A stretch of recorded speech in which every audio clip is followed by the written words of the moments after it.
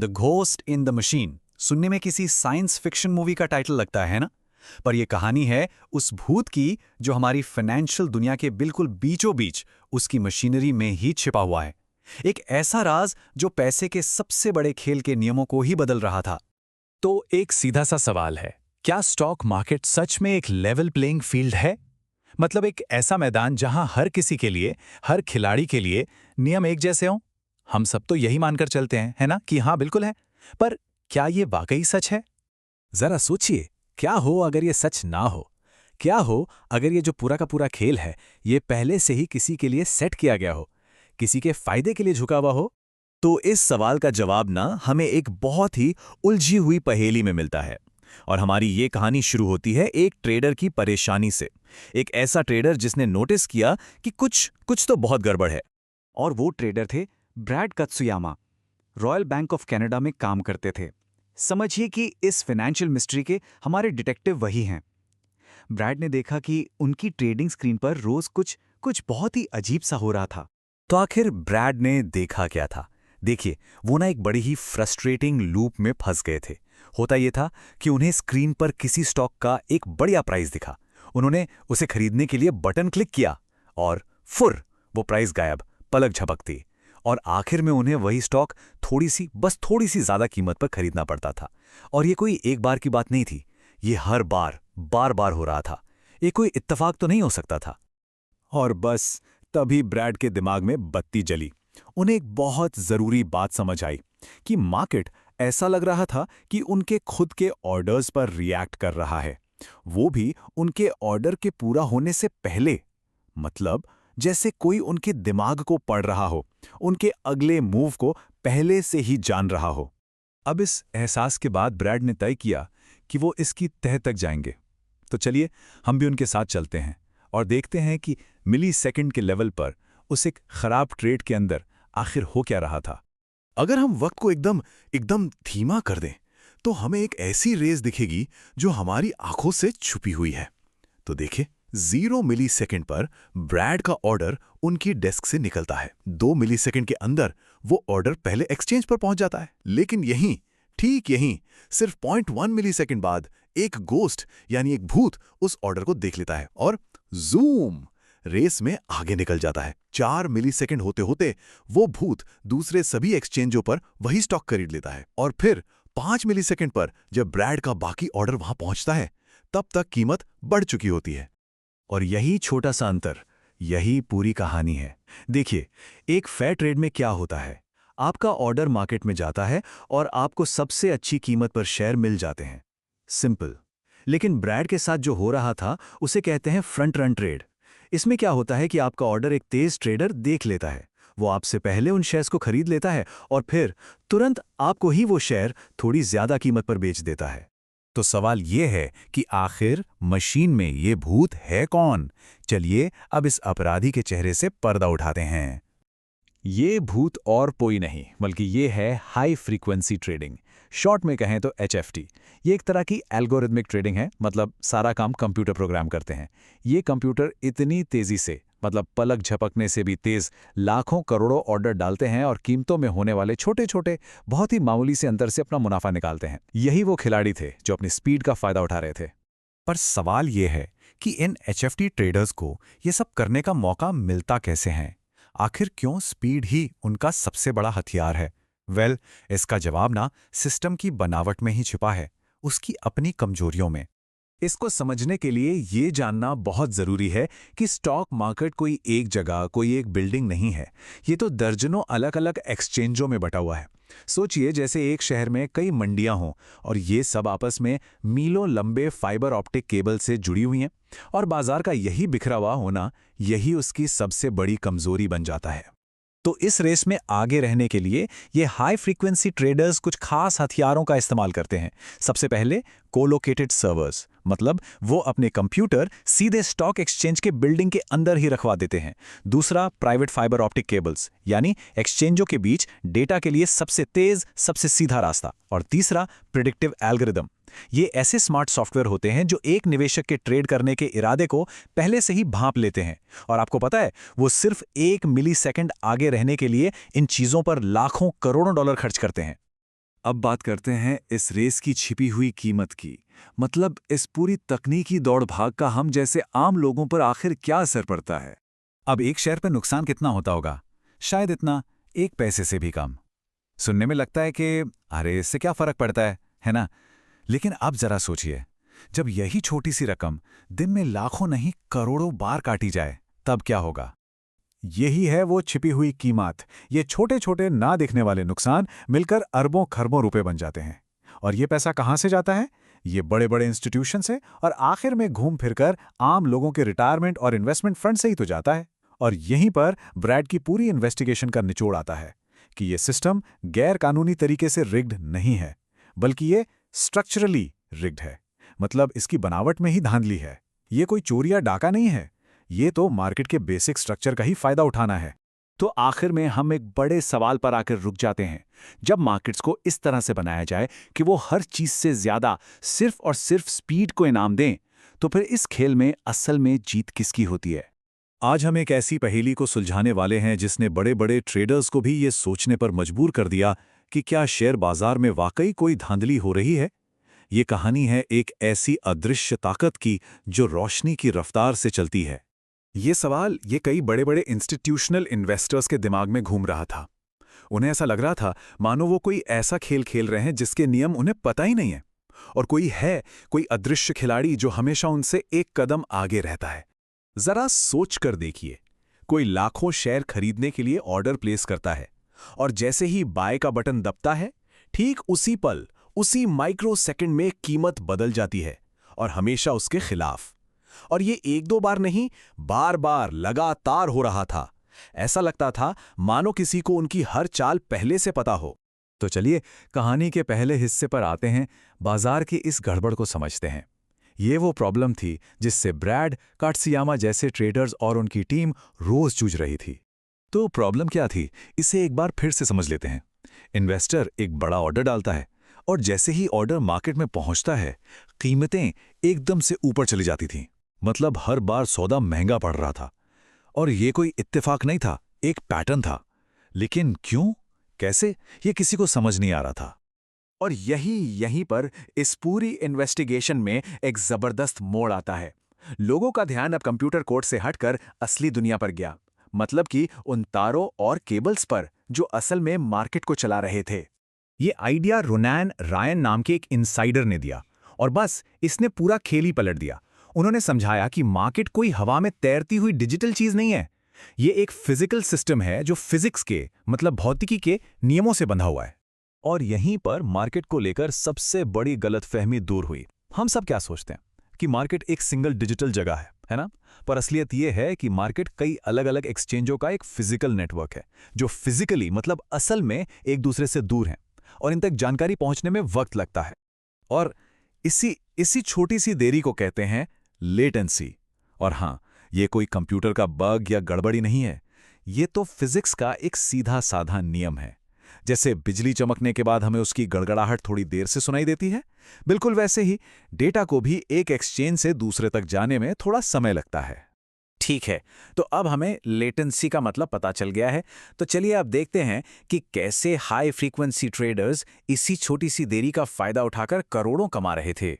यही इस पूरी पहेली का सबसे अहम हिस्सा है। तो देखिए ये पूरा खेल होता कैसे है। एक इन्वेस्टर का ऑर्डर सबसे नजदीकी एक्सचेंज पर जाहिर है सबसे पहले पहुंचता है। एक हाई फ्रीक्वेंसी ट्रेडिंग यानी HFT फर्म ये देख लेती है, और इससे पहले कि इन्वेस्टर का ऑर्डर बाकी एक्सचेंजों तक पहुंचे, ये फर्म रेस लगाकर वही स्टॉक खरीद लेती है, और फिर उन्हीं शेयरों को उस बेचारे असली इन्वेस्टर को थोड़ी बढ़ी हुई कीमत पर बेच देती है। और ये सब पलक झपकने से भी हजारों गुना तेजी से होता है। अब यहां एक बात साफ समझनी होगी, ये गैर कानूनी इनसाइडर ट्रेडिंग नहीं है। मतलब किसी को कोई सीक्रेट जानकारी नहीं मिल रही है। ये तो बस स्पीड और टेक्नोलॉजी की एक सीधी सीधी रेस है, जो सबसे तेज वही सिकंदर। और बस इसी खोज ने एक ऐसी होड़ शुरू कर दी जिसकी किसी ने कल्पना भी नहीं की थी। एक दूसरे से तेज होने की होड़। कंपनियां एक सेकंड के 10 लाखवें हिस्से, मतलब एक माइक्रो सेकंड का फायदा उठाने के लिए अरबों रुपए पानी की तरह बहाने लगी। मतलब क्या क्या नहीं किया गया। शहरों के बीच एकदम सीधी फाइबर ऑप्टिक केबल बिछाने के लिए पहाड़ तक काट दिए गए। यहां तक कि माइक्रोवेव टावर्स लगाए गए। क्यों? क्योंकि सिग्नल हवा में केबल के अंदर के शीशे से ज्यादा तेजी से चलते हैं। और ये सब क्यों हो रहा था? सिर्फ चंद माइक्रोसेकंड्स बचाने के लिए। इसका एक अंदाजा लगाइए। शिकागो से न्यूयॉर्क के बीच एक ऐसा ही हाई स्पीड नेटवर्क बनाने में पता है कितना खर्चा आया? करीब करीब $300 मिलियन। इससे पता चलता है कि उस छोटे से ना दिखने वाले समय के टुकड़े की कीमत क्या थी। ये चार्ट देखिए, ये कितना फर्क पैदा करता है। शिकागो से न्यूयॉर्क तक डेटा भेजने में एक नॉर्मल फाइबर केबल के मुकाबले माइक्रोवेव नेटवर्क लगभग आधा ही वक्त लेता है। और फाइनेंशियल मार्केट्स में भाई इतना सा फर्क ही जीत और हार का फैसला कर देता है। तो अब हम कहानी के आखिर में आते हैं और ये समझते हैं कि ये प्रॉब्लम सिर्फ कुछ लोगों की नहीं बल्कि पूरे सिस्टम की है। ये गड़बड़ी बाजार की बनावट में ही छिपी है। इसे समझने का सबसे अच्छा तरीका है शिकारी और शिकार का। मार्केट एक जंगल बन गया था जहां हाई फ्रीक्वेंसी ट्रेडर्स थे, शिकारी, तेज, चालाक, और बड़े बड़े इंस्टीट्यूशनल इन्वेस्टर्स थे, शिकार, जो धीमे थे और जिनका अगला कदम पता लगाना आसान था। तो समझने वाली सबसे जरूरी बात यह है कि ये कुछ बुरे या लालची लोगों की कहानी नहीं है जो नियम तोड़ रहे थे। ना ही ये कोई गैरकानूनी अंदर की जानकारी का खेल है। जैसा कि हमने देखा, ये सब कुछ खुलेआम हो रहा था, सिर्फ फिजिक्स के नियमों का इस्तेमाल करके। असली वजह तो सिस्टम के डिजाइन में ही है। सोचिए, जब कई एक्सचेंज अलग अलग जगहों पर होंगे और उन तक डेटा पहुंचने के स्पीड में फर्क होगा ही, तो ऐसी स्थिति का बनना तो तय है। ये सिस्टम का कोई बग नहीं बल्कि एक फीचर बन गया था। और ये सब हमें एक बहुत बड़े सवाल पर लाकर छोड़ देता है। जब कोई सिस्टम रोशनी की रफ्तार के नियमों पर चलने लगे, जहां जीत हार 1 सेकंड के लाखों हिस्से में तय हो, तो वहां फेयर या निष्पक्ष होने का आखिर मतलब क्या है? ये एक ऐसा सवाल है जिस पर आज भी पूरी फाइनेंशियल दुनिया में बहस छिड़ी हुई है। चलिए, आज स्टॉक मार्केट की एक ऐसी छिपी हुई दुनिया में चलते हैं, एक ऐसी कहानी जिसे कहते हैं अदृश्य व्यापार के निर्माता। तो एक सवाल से शुरू करते हैं। सोचिए, क्या हो अगर स्टॉक मार्केट, जिसे हम इतना भरोसेमंद मानते हैं, उसमें असल में धांधली होती हो? क्या हो अगर ये पूरा खेल उन लोगों के पक्ष में हो जिनके पास सबसे तेज टेक्नोलॉजी है? ये कहानी शुरू होती है ट्रेडर्स की एक टीम से, जिन्हें लगा कि कुछ बहुत गड़बड़ है। उनके ऑर्डर्स, मतलब जो वो खरीदना या बेचना चाह रहे थे, वो स्क्रीन पर आते और फिर फुर्र गायब हो जाते। ये उनकी उस सच्चाई को उजागर करने की कहानी है जो सबसे नजरों के ठीक सामने छिपी थी। तो चलिए इस जांच के पहले पड़ाव में चलते हैं। इसे हम कह सकते हैं मार्केट की एक अनदेखी गड़बड़ी। और जब उन्होंने इसकी तह तक जाने की कोशिश की, तो एक हैरान करने वाली सच्चाई सामने आई कि बाजार सिर्फ अनफेयर नहीं है, इसे कुछ गिने चुने लोग कंट्रोल कर रहे हैं, और उनका सबसे बड़ा हथियार रफ्तार। अब सवाल ये उठता है कि आखिर ये लोग हैं कौन? चलिए अब जरा इन स्पीड ट्रेडर्स के बारे में जानते हैं। तो ये जो हाई फ्रीक्वेंसी ट्रेडर्स या HFTs हैं, ये कोई छोटे मोटे खिलाड़ी नहीं हैं। ये हैं बड़े बड़े इन्वेस्टमेंट बैंक और कुछ खास ट्रेडिंग फर्में। ये ऑपरेट करते हैं डार्क पूल्स में, मतलब ये एक तरह के प्राइवेट स्टॉक एक्सचेंज हैं जहां ट्रेडिंग आम लोगों की नज़रों से दूर होती है। और तो और वो एक्सचेंज के सर्वर के बिल्कुल पास अपनी मशीनें लगाने के लिए मोटी रकम देते हैं। इसे कोलोकेशन कहते हैं। ये सब सिर्फ 1 मिलीसेकंड के 1000वें हिस्से की बढ़त पाने के लिए। तो हमें ये तो पता चल गया कि ये कौन है, पर ये असल में करते क्या हैं? और यहीं हम उनकी प्लेबुक पर आते हैं, फ्रंट रनिंग की प्लेबुक। देखिए, एक बात समझना बहुत ज़रूरी है। ये वो वाली इनसाइडर ट्रेडिंग नहीं है जिसके बारे में हम अक्सर सुनते हैं, जहां कोई सीक्रेट जानकारी का इस्तेमाल करता है। नहीं, ये उससे कई ज़्यादा शातिर खेल है। ये तो सिस्टम में मौजूद छोटी छोटी टाइमिंग की कमियों का फ़ायदा उठाने का खेल है। इनकी 2 मेन चालें हैं। पहली है फ्रंट रनिंग, लेकिन स्पीड वाली। मतलब वो देखते हैं कि एक बड़ा ऑर्डर आ रहा है, तो मिलीसेकंड्स पहले ही वो स्टॉक खुद खरीद लेते हैं और फिर उसी खरीदार को थोड़ी ज़्यादा कीमत पर बेच देते हैं। दूसरी है लेयरिंग और स्पूफिंग, जहां वो बाजार में झूठे सिग्नल भेजते हैं, नकली ऑर्डर्स डालकर, ताकि लगे कि डिमांड या सप्लाई बहुत ज़्यादा है। इन सारी रणनीतियों के पीछे एक ही कॉन्सेप्ट काम करता है, लेटेंसी आर्बिट्राज। सुनने में भारी लगता है पर मतलब सीधा सा है। ये इस बात का फ़ायदा उठाना है कि जानकारी एक जगह से दूसरी जगह पहुंचने में थोड़ा सा समय लेती है। देखिए ये होता कैसे है। HFT का एल्गोरिथम एक्सचेंज A पर एक बड़े ऑर्डर का छोटा सा हिस्सा देखता है, अब उसे पता है कि ये ऑर्डर दूसरे एक्सचेंजों पर भी जाएगा, तो वो अपने सुपरफास्ट कनेक्शन से बिजली की रफ्तार से दूसरे एक्सचेंज पर पहुंचकर वो स्टॉक खरीद लेता है और फिर आराम से उस खरीदार को बेच देता है जब उसका स्लो ऑर्डर वहां पहुंचता है। ये सब पलक झपकने से भी कम समय में हो जाता है। तो इस सब का नतीजा क्या है? ये हमें सबसे अहम बात पर लाता है, वो अरबों डॉलर का टोल जो हर कोई अनजाने में भर रहा है। अब देखिए, हर एक ट्रेड पर इन फर्मों को जो फायदा होता है वो बहुत छोटा होता है, शायद कुछ पैसे, मतलब सुनने में तो कुछ भी नहीं लगता, है ना? लेकिन जब आप उन चंद पैसों को दिन में होने वाले लाखों करोड़ों ट्रेड से गुणा करते हैं, तो वही छोटी सी रकम अरबों डॉलर के मुनाफे में बदल जाती है। ये एक तरह से बूंद बूंद से सागर भरने जैसा है, लेकिन ये सागर दूसरों की जेब से भरा जा रहा है। और ये बात इसे बिल्कुल सही तरीके से बताती है। वेल्थ का ट्रांसफर बहुत धीरे धीरे होता है, पर होता बहुत बड़ा है। पैसा चुपचाप धीमे लोगों से तेज लोगों के पास पहुंच जाता है। तो ये अनदेखी कीमत चुका कौन रहा है? हम सब। म्यूचुअल फंड्स, पेंशन फंड्स, वही फंड्स जिनमें लाखों लोगों के रिटायरमेंट की सेविंग्स होती हैं। और हाँ, आम रिटेल इन्वेस्टर्स भी। हर कोई स्टॉक के लिए बस थोड़ा सा ज्यादा दे रहा है और उसे पता भी नहीं कि क्यों। लेकिन ये सिर्फ कुछ चालाक ट्रेडर्स की कहानी नहीं है, ये एक पूरे सिस्टम की कहानी है जो इस खेल को होने देता है। ये मिली भगत का एक पूरा इकोसिस्टम है। देखिए, हर किसी का अपना फायदा है। एचएफटी फर्मों को तो रफ्तार से मुनाफा होता ही है। स्टॉक एक्सचेंज खुद एचएफटी फर्मों को प्रीमियम एक्सेस और डेटा बेचकर पैसा कमाते हैं, और बेचारे रेगुलेटर्स, वो इस टेक्नोलॉजी की रफ्तार का पीछा ही नहीं कर पा रहे हैं। तो बॉटम लाइन ये है, ये सिस्टम की कोई खराबी नहीं है, ये सिस्टम का डिजाइन है। इसे सबसे तेज दौड़ने वाले को इनाम देने के लिए बनाया गया है, और बाकी सब लोग अनजाने में उसे सब्सिडी दे रहे हैं। जिस टीम ने ये सब उजागर किया, उन्हें लगा कि सिर्फ दुनिया को ये बताने से कुछ नहीं होगा। उन्होंने महसूस किया कि सिर्फ चिल्लाने से सिस्टम ठीक नहीं होगा। इसलिए उन्होंने खुद एक समाधान बनाया, एक नया स्टॉक एक्सचेंज जिसका नाम था IEX, जिसे खास तौर पर स्पीड ट्रेडर्स की इस बढ़त को खत्म करने के लिए ही डिजाइन किया गया। और यहाँ एक बहुत जरूरी बात है, इन HFT फर्मों को विलन की तरह देखना बहुत आसान है, पर सच ये है कि वो तो बस बने हुए नियमों के हिसाब से खेल रहे हैं। वो एक खराब सिस्टम का फायदा उठा रहे हैं। और ये हमें इस कहानी के आखिरी और शायद सबसे जरूरी सवाल पर लाता है। अगर खेल के नियम ही खराब हैं, तो क्या शिकायत करने के बजाय एक नया, बेहतर खेल बनाना संभव है? ठीक वैसे ही जैसे IEX ने करने की कोशिश की। ये एक ऐसा सवाल है जो पूरी फाइनेंशियल दुनिया की बुनियाद पर चोट करता है। जरा सोचिएगा इस बारे में। तो आज बात करते हैं एक छोटी सी केबल की, जिसने वॉल स्ट्रीट के बड़े बड़े धुरंधरों को हिलाकर रख दिया। ये कहानी है एक ऐसे आइडिया की जिसने फाइनेंस की दुनिया में बराबरी के मायने ही बदल दिए।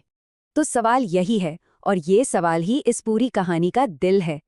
क्या पलक झपकने से भी कम वक्त की एक मामूली सी देरी दुनिया के सबसे तेज और सबसे बेरहम बाजारों में से एक में सबको बराबरी का मौका दे सकती है?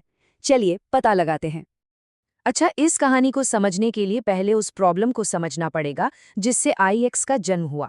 एक ऐसी दुनिया जहां हर मिलीसेकंड की कीमत करोड़ों में थी, और जहां कुछ लोगों के पास एक ऐसा सीक्रेट हथियार था जो बाकियों पर बुरी तरह भारी पड़ रहा था। इसे ऐसे समझिए, बाजार में एक शिकारी और शिकार का खेल चल रहा था। कुछ हाई स्पीड ट्रेडिंग फर्में थीं जिनके कंप्यूटर इतने तेज थे कि वो आपके खरीदने या बेचने का ऑर्डर बाजार तक पहुंचने से पहले ही देख लेते थे, और बस उसी एक पल का फायदा उठाकर वो आपके मुनाफे में से अपना हिस्सा निकाल लेते थे। यहाँ देखिए, ये जो पावर का इम्बैलेंस है वो कितना साफ है। एक तरफ थे ये हाई फ्रीक्वेंसी ट्रेडर्स जो बिजली की रफ्तार से काम कर रहे थे, और दूसरी तरफ थे पेंशन फंड जैसे बड़े इंस्टीट्यूशनल इन्वेस्टर्स जो हमेशा एक कदम पीछे रह जाते थे। और इसका सीधा असर आम लोगों की मेहनत की कमाई और बचत पर पड़ रहा था। तो जब ये सब चल रहा था, एक आदमी और उसकी टीम ने सोचा, बस बहुत हुआ। वो सिर्फ शिकायत नहीं करना चाहते थे, वो सिस्टम को अंदर से बदलना चाहते थे। ब्रैड कत्सुयामा, जो इस कहानी के हीरो हैं, उनको ये समझ आ गया था कि सिर्फ प्रॉब्लम के बारे में बात करने से कुछ नहीं होगा। असली बदलाव लाना है तो एक ऐसा ऑप्शन बनाना होगा जो मौजूदा सिस्टम को सीधी चुनौती दे सके। ये सिर्फ देखने से एक्शन लेने तक का एक बहुत बड़ा कदम था। और यहीं से जन्म हुआ IEX का, यानी इन्वेस्टर्स एक्सचेंज। ये सिर्फ एक और स्टॉक एक्सचेंज नहीं था, ये एक मिशन था। इसका सीधा साधा सिद्धांत था एक ऐसा बाजार बनाना जहां टेक्नोलॉजी का इस्तेमाल सबके लिए बराबरी के मौके पैदा करने के लिए हो, ना कि कुछ गिने चुने लोगों को फायदा पहुंचाने के लिए। तो सवाल ये है कि उन्होंने इस अनफेयर रेस को रोका कैसे? उन्होंने एक ऐसा हथियार इस्तेमाल किया जो दिखने में बेहद सिंपल लेकिन असर में बहुत पावरफुल था। एक ऐसा सॉल्यूशन जो फिजिक्स के नियमों पर टिका था। उनका मकसद बहुत बड़ा था, बिल्कुल रेवोल्यूशनरी। स्पीड को एक हथियार के तौर पर ही बेकार कर देना। एक ऐसा प्लेइंग फील्ड बनाना जहां सबसे तेज दौड़ने वाले को कोई गलत फायदा ना मिले। लेकिन सवाल था, ये होगा कैसे? जवाब छिपा है इस एक नंबर में, 350 माइक्रोसेकंड। अब ये होता कितना है? सोचिए, हमारी पलक झपकने में करीब 3 लाख माइक्रोसेकंड लगते हैं। ये इतना छोटा सा वक्त है, लेकिन वॉल स्ट्रीट की दुनिया में यही 350 माइक्रोसेकंड एक पूरी जिंदगी के बराबर थे। और यही छोटा सा गैप उनके पूरे सिस्टम का दिल था। चलिए देखते हैं ये काम कैसे करता है। जब भी कोई ऑर्डर IEX में आता है तो उसे जानबूझकर 38 मील लंबे एक कॉइल्ड फाइबर ऑप्टिक केबल से गुजारा जाता है। इस सफर में लगते हैं ठीक 350 माइक्रोसेकंड। ये जो छोटी सी देरी है, जिसे स्पीड बम्प कहते हैं, ये पक्का करती है कि सबसे तेज ट्रेडर भी ऑर्डर की जानकारी का गलत फायदा न उठा पाए, क्योंकि जब तक उनकी रिएक्शन पहुंचती है तब तक असली ऑर्डर बाजार को पता चल चुका होता है। मतलब ये तो टेक्नोलॉजी को ही टेक्नोलॉजी के खिलाफ इस्तेमाल करने जैसा था। इसने खेल के नियम ही बदल दिए। अब ये मायने नहीं रखता था कि सबसे तेज कौन है, बल्कि ये कि सबसे ट्रांसपेरेंट और फेयर कौन है। पर सुनिए, एक फेयर एक्सचेंज बना लेना लड़ाई का बस एक हिस्सा था। असली चुनौती तो वॉल स्ट्रीट की उन बड़ी बड़ी ताकतों का सामना करना था जिन्हें इस बदलाव से अपना सीधा नुकसान दिख रहा था। अब IEX के सामने थे कई बड़े बड़े गुलायत, पुराने स्टॉक एक्सचेंज जिन्हें IEX से अपने प्रॉफिट पर खतरा लग रहा था, बड़े बड़े इन्वेस्टमेंट बैंक्स जो पुराने सिस्टम से ही फायदा कमा रहे थे, और रेगुलेटर्स जो स्वभाव से ही हर नई चीज को शक की नजर से देखते हैं। ये बिल्कुल एक डेविड बनाम गुलायत की लड़ाई थी। तो बात सिर्फ टेक्नोलॉजी की नहीं थी, बात थी भरोसे की। ब्रैड और उनकी टीम को एक ऐसी इंडस्ट्री को यकीन दिलाना था जो बदलाव से घबराती है कि एक थोड़ा धीमा लेकिन 100% निष्पक्ष बाजार असल में सबके लिए बेहतर है। तो उन्होंने ये किया कैसे? जवाब है डेटा से। उन्होंने शक करने वालों का मुकाबला करने के लिए ठोस सबूत इकट्ठा किए।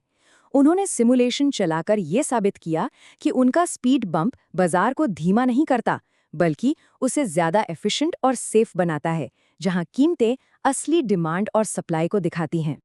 तो आखिर में IEX के इस इनोवेशन ने सिर्फ एक नया एक्सचेंज नहीं बनाया, इसने तो फाइनेंस की दुनिया में स्पीड की भूमिका पर पूरी बातचीत ही बदल कर रख दी।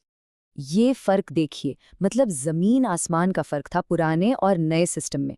पहले के सिस्टम में टेक्नोलॉजी एक हथियार थी जहां सबसे तेज वाला ही जीतता था, लेकिन IEX ने एक ऐसा सिस्टम बनाया जहां टेक्नोलॉजी एक ढाल बन गई जो सबको बराबर मौका देती थी। तो इस पूरी कहानी से, इस डेविड वर्सेस गुलायत की लड़ाई से हम क्या सीखते हैं? ये हमें दिखाती है कि सही आइडिया और हिम्मत हो तो छोटे छोटे बदलाव भी बहुत बड़े सिस्टम को बदल सकते हैं। ये साबित करता है कि साहस और इनोवेशन मिलकर किसी भी अनफेयर स्ट्रक्चर को चुनौती दे सकते हैं। IEX की कहानी सिर्फ स्टॉक मार्केट की नहीं है, ये हमें याद दिलाती है कि जिन सिस्टम्स को हम अक्सर टूटा हुआ मान लेते हैं, उनमें भी फेयरनेस को डिजाइन किया जा सकता है। तो सवाल ये उठता है, अगर फाइनेंस में बराबरी की इंजीनियरिंग हो सकती है, तो और कौन-कौन सी जगह हैं जहां एक छोटा सा स्पीड बम्प एक बहुत बड़ा और जरूरी बदलाव ला सकता है? तो आज हम बात करने वाले हैं वॉल स्ट्रीट की एक ऐसी कहानी की जिसने फाइनेंस की दुनिया के नियम ही बदल दिए, और ये सब हुआ एक स्पीड बम्प की मदद से। अच्छा, तो चलिए सीधे मुद्दे पर आते हैं और शुरुआत करते हैं एक बहुत ही बेसिक लेकिन बहुत ज़रूरी सवाल से। क्या स्टॉक मार्केट का खेल सच में सबके लिए एक जैसा है, फेयर है? और यही सवाल आप समझिए इस पूरी कहानी की जड़ है।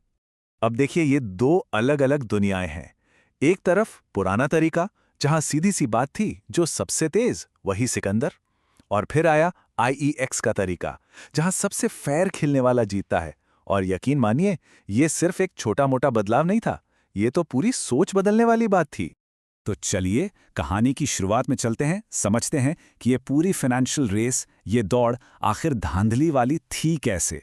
कैसे बस एक मिलीसेकंड, जी हाँ, पलक झपकने से भी 1000 गुना कम वक्त का फायदा पूरे के पूरे सिस्टम को अनफेयर बना रहा था। और हर कहानी में एक विलेन होता है ना? तो हमारी इस कहानी का विलेन है हाई फ्रीक्वेंसी ट्रेडिंग, जिसे हम शॉर्ट में HFT कहेंगे। अब ये करते क्या थे? इनके पास होते थे जबरदस्त पावरफुल कंप्यूटर और रॉकेट की स्पीड वाले इंटरनेट कनेक्शंस, और इनकी मदद से ये पलक झपकने से भी कम टाइम में शेयर खरीद और बेच डालते थे। और बस यही स्पीड बाजार में बाकी सबसे उन्हें एक अनफेयर, एक बेईमानी वाली बढ़त दिला देती थी। तो सवाल ये है कि ये खेल चलता कैसे था?